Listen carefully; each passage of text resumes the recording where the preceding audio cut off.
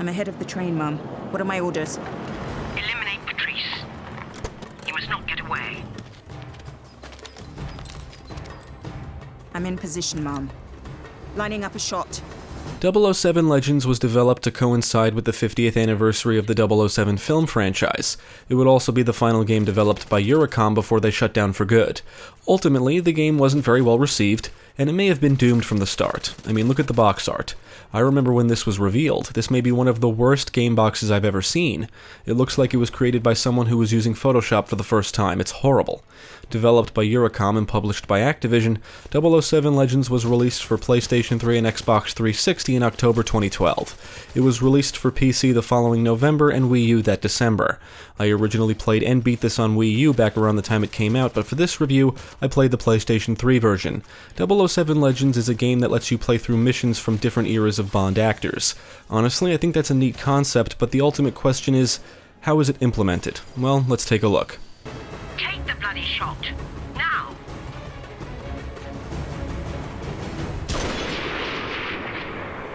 You play as James Bond, and the story opens with the chase sequence depicted in Skyfall. Bond and Patrice are fighting on top of the train, and Eve accidentally shoots Bond, who then falls into the river below, and I guess you could say Bond sees his life flash before his eyes.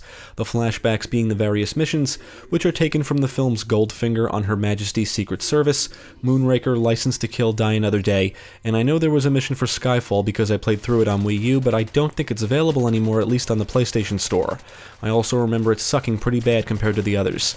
Anyway, you'll blast through the gold depository to stop Goldfinger from irradiating all the gold, infiltrate Blofeld's mountaintop lair, take down the Mexican drug lord known as Franz Sanchez, stop Gustav Graves from weaponizing the Icarus, and prevent Hugo Drax from destroying the Earth. I can't say how accurate the events in the game are to the film since I've never seen any of these films, but considering the game uses Daniel Craig's likeness as Bond, obviously some things are changed. I assume the events in the game are just condensed versions of what actually took place in the movies.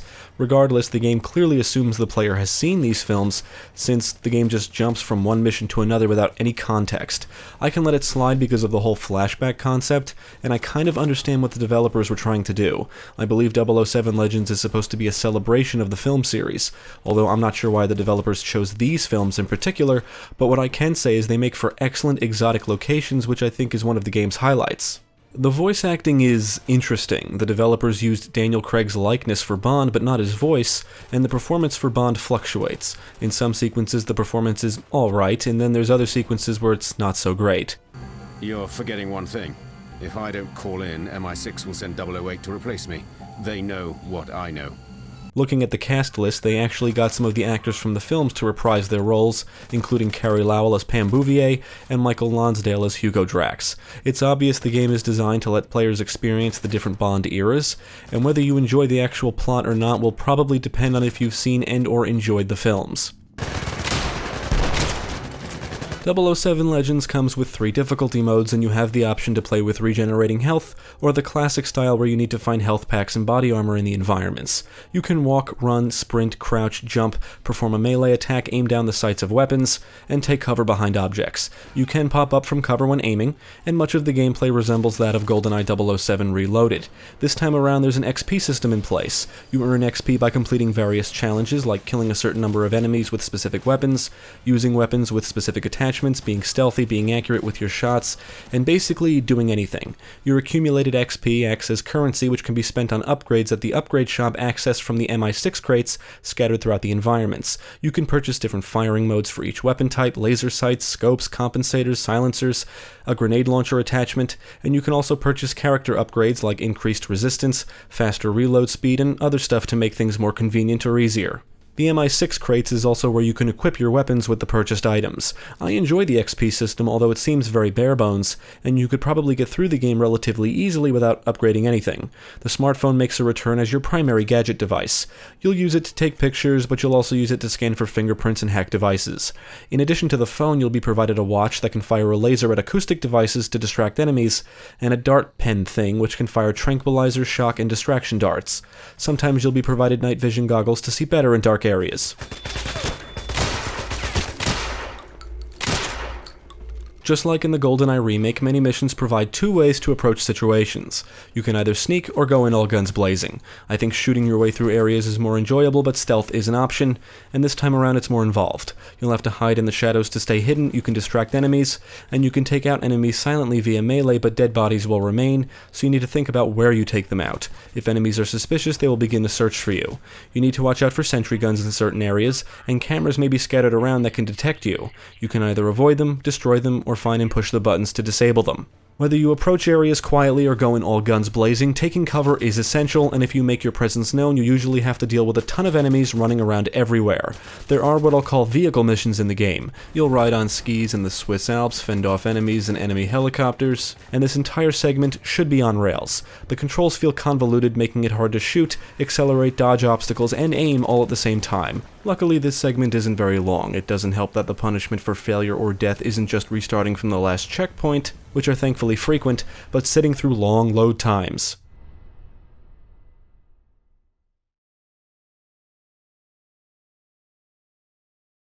Later in the game, you'll drive a vehicle and have to dodge enemy rockets. It's actually not very exciting. The most enjoyable driving sequence has to be in the Die Another Day mission, where you're driving on ice, avoiding projectiles and Icarus beams, before firing rockets at an enemy vehicle. I say it's the most enjoyable, but that's not saying much. The game holds your hand through the entire mission and tells you exactly what to do, when you need to do it, and it's very short. Each mission has a set of primary objectives you must complete, but you are provided additional objectives which are optional. You'll have to infiltrate areas, plant mines, gather intelligence, and crack safes, among other things, and a few areas force you to be stealthy, which kind of sucks. As much as I enjoy the different exotic locations, they are just a disguise to hide the fact that all the missions are very similar in their design. They all follow the same exact formula. Infiltrate an area, you may have to hack something or do something specific, make your way to the villain's office, gather all the intelligence you can in said office, then engage the villain. These elements are always a guarantee. You'll have to engage villains and sometimes standard enemies in fights that consist of a bizarre melee system that is sometimes mixed with traditional QuickTime events. All of these fights play out exactly the same. You'll be face to face with the enemy and need to push the sticks in the appropriate directions when the game tells you to.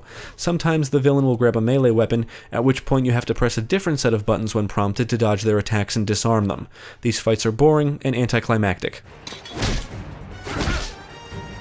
Bond can carry 3 weapons and swap them out with others found throughout the environments or from supply crates, and enemies will drop weapons and ammo when killed. And the weapons you acquire can come with attachments, which can be removed at MI6 crates, with the exception of Bond's P99 that comes with a silencer that can be attached and detached at any time. The gunplay feels a bit more satisfying than it did in the GoldenEye remake. It still feels like a Call of Duty title, but the added gore effects are a nice touch, and the weapons have a decent sense of weight. With aim assist on, you'll snap to enemies when aiming down sights, and the accuracy of the snap can be improved with an upgrade. Many of the weapons from the previous game make a return along with some new ones, and you will be exposed to different weapons in each mission.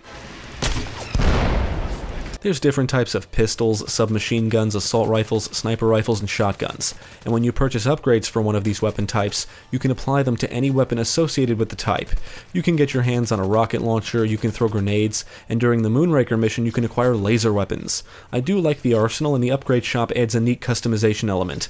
As I said before, I don't think you really need the upgrades to beat the game, but they are cool and feel more like a novelty. With the way the XP system works, it encourages you to try different weapons and upgrades. It also encourages you to try different approaches, since you're rewarded with XP for being stealthy or trigger happy.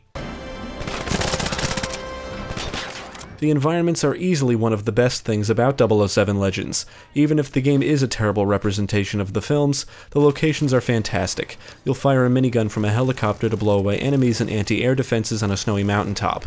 You'll accompany Felix Leiter in the assault on the gold depository at Fort Knox, and you'll navigate and float around a space station in an effort to save the world from destruction.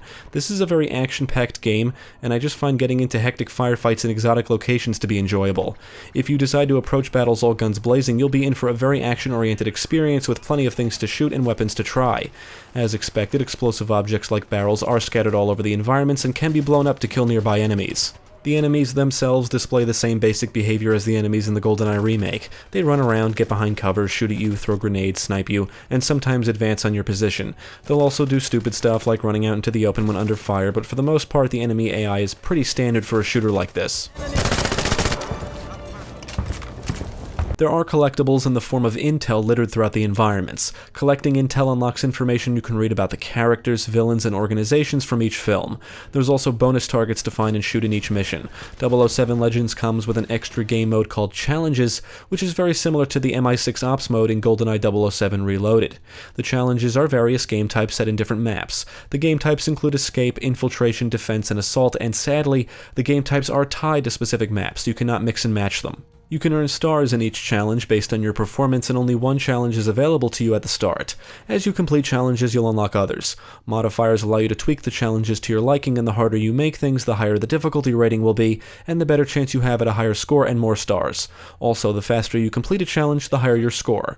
You can adjust the player health, decide if you want regenerating health or not. You can change enemy health, enemy aggressiveness, enemy accuracy, and enable or disable a time limit. There are some other settings you can configure, and this mode does have a lot of replay value, mainly due to the modifiers and scoring system, and you can download other players' custom modifiers from the leaderboard and attempt to beat their score. The game types are split into two categories, MI6 and Legends. The Legends challenges are somewhat interesting because you get to play as one of the film characters like villains and Bond girls.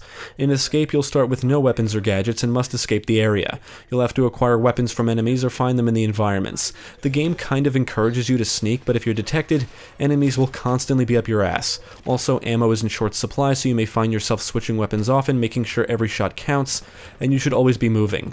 Defense will require you to defend something. For example, in one challenge you'll have to activate and defend 3 consoles, and in another you'll have to move and defend a bomb. Infiltration is a stealth challenge where you have to eliminate targets, and if you're detected, they'll try to escape. However, you can still try to kill them before they get away. You just have to be quick. Then there's Assault. In these challenges, you just need to fight your way through areas and eliminate all of the enemies. The challenges are fun and the modifiers can make things interesting. Most of the challenges are action-packed scenarios with the exception of Infiltration, and they're all set in maps based on locations seen in the campaign. Visually, I would say 007 Legends looks a little better than GoldenEye 007 Reloaded. The texture work is pretty good, some of the character models are accurate to their film counterparts, some are not, and it's obvious they redesigned Jinx, who certainly does not look like Halle Berry, and the various exotic locations keep the visual presentation interesting. I like the little details like the muzzle flashes, the particles that fly through the air from explosions or objects being hit with gunfire, and the blood puffs that appear when your shots hit enemies help to make the gunplay feel satisfying. Having dead bodies remain on the ground is nice because you can always look over an area and witness the result of your carnage. The death animations are still a bit on the repetitive side like in the last game, but with all the action going on, it wasn't as noticeable. The music contains a lot of cinematic sounding tunes along with the iconic 007 songs, and the sound effects are a slight improvement compared to what we heard in the previous game. Many weapons and explosions still sound a tad weak, but do have a bit more punch to them. On the technical side, the frame rate is up and down constantly. When the action gets really intense, the drops are frequent. I also saw 2 characters get stuck in each other, resulting in them glitching, and the load times are ridiculously long. I should mention I played the game using the disc. 007 Legends has problems, but to say I didn't have fun with this would be a lie. The game received a lot of unwarranted hate in my opinion. Some complaints are certainly valid, but to say this is one of the worst first-person shooters of all time or even that generation is laughable. Sadly, Eurocom clearly learned very little from their previous effort. They recycled every mechanic and just added more stuff. If you remove the XP system and upgrades, the gameplay is basically the same as what we saw in the GoldenEye remake. They added a few more gadgets, threw in some poorly designed vehicle sequences, and lessened the amount of traditional QuickTime events. However, they clearly didn't know how to design boss encounters and implemented this very odd melee combat system that's not very enjoyable. But ultimately, I like the game. Sure, it may just be another Call of Duty title with a 007 coat of paint, but I do enjoy Call of Duty's gunplay. The XP system and upgrades are neat, but very basic. As basic as it is, I will admit the weapon customization made me want to buy everything and try different combinations of weapons and upgrades. And the best aspect of the game is easily the locations, which are all varied, interesting, and help cover up the very repetitive mission design. I would recommend 007 Legends to fans of first-person shooters. The game isn't great, but it's really not as bad as people make it out to be. I think it's just as average as the GoldenEye remake, but with more satisfying gunplay, making it a bit more enjoyable as a whole. But much like the GoldenEye remake, this was an obvious attempt to cash in on the Call of Duty popularity by basically copying and pasting elements from that series. 007 Legends is a game that doesn't try anything new, it's just your typical shooter. With that said, this really isn't that bad gameplay-wise. There's definitely some odd design choices, it's got some technical issues, issues, and there's nothing here you probably haven't seen before in other shooters, but in the end, I found it fun to play. Let's look at the positives. It's full of action-packed firefights, you can get your hands on a good variety of weapons, including laser weapons, you can blow shit up, and as of this review, you can find the game for console for pretty cheap. If this was selling for full retail price, I wouldn't recommend it, but for under $10, yeah, give it a shot. You might want to fasten your seatbelt. I'd hate to lose a passenger. Worry about yourself, not me. As you please.